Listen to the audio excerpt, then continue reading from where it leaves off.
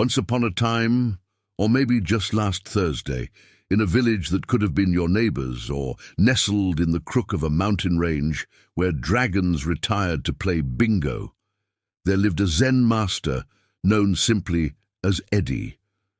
Yes, Eddie.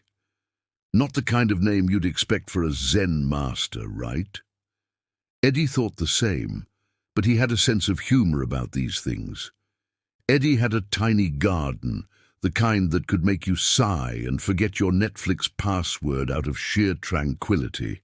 In this slice of paradise, Eddie grew everything from contemplative carrots to mindful marigolds. But his pride and joy were the tomatoes. They weren't just red, they carried the sunset within them, or at least that's what Eddie liked to claim while sipping his afternoon tea, which, by the way, had hints of cosmic giggles. Yes, tea can giggle, you just have to listen closely. One day, a curious traveler, let's call her Zoe because why not, wandered into Eddie's village.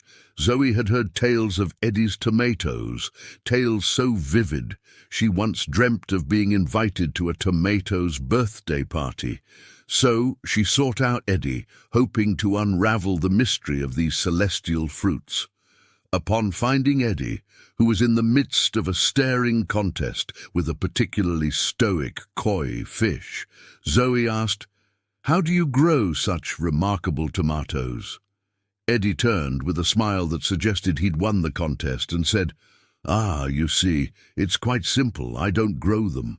I let them grow themselves. I just remind the soil to remember its strength, the water to recall its kindness, and the sun to never forget its warmth.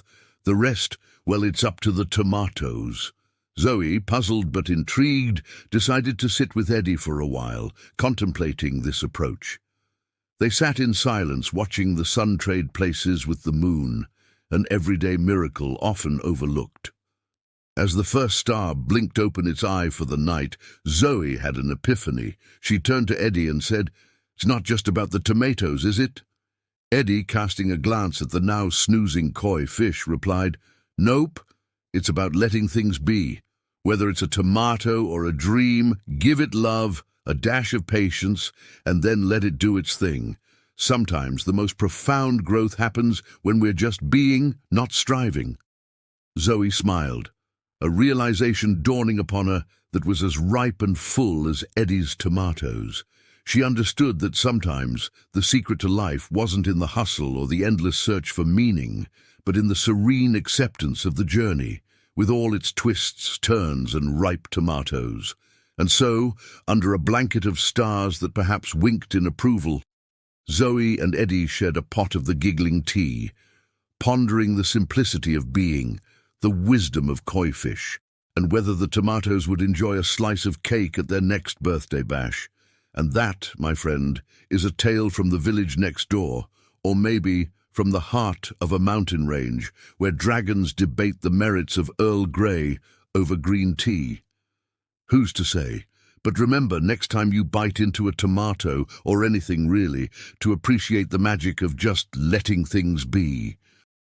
Please, like and subscribe.